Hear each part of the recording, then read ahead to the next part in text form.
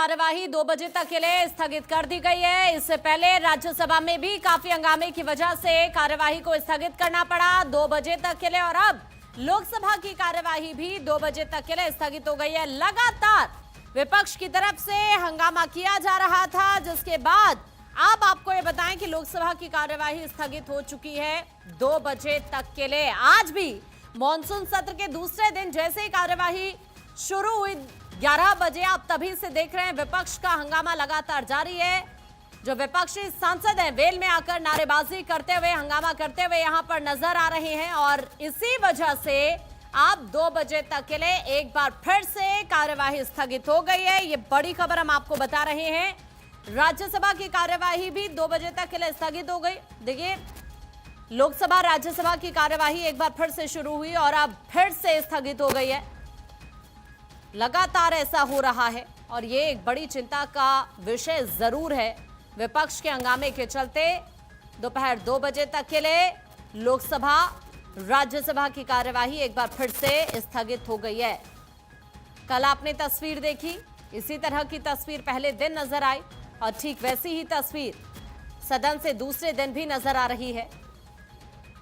Paper leak को लेकर लगातार विपक्ष की तरफ से हंगामा किया जा रहा है और इसी वजह से एक बार फिर से कार्यवाही स्थगित हो गई है। अक्षय मेरे सहयोगी जुड़ रहे हैं ज्यादा जानकारी के लिए। अक्षय, एक बार फिर से लोकसभा राज्यसभा की कार्यवाही 2 बजे तक के लिए स्थगित हो गई है।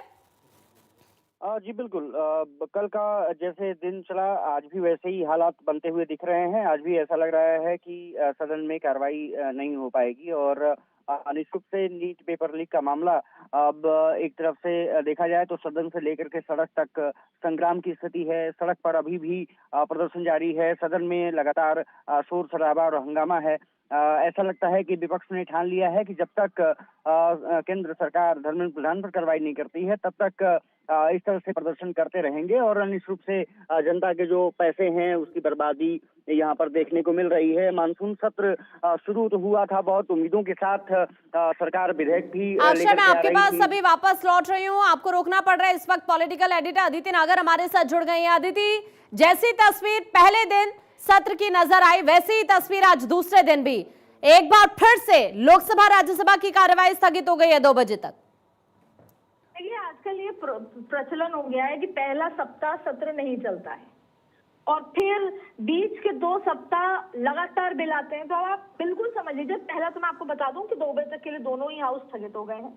कल आपने देखा था रुख किस तरीके से मल्लिकार्जुन खड़गे नाराज थे, राज्यसभा में विपक्ष के नेता हैं, और वैसे ही लोकसभा में भी, राज्यसभा में वो है, लोकसभा में भी लगातार हंगामा। आज जब हाउस शुरू हुआ 11 बजे लगातार हंगामा, 12 बजे हंगामा, अब 2 बजे तक के लिए दोनों हाउस स्थगित हो गए। कल लगातार आधे आधे घंटे में स्थगित किया जा रहा था।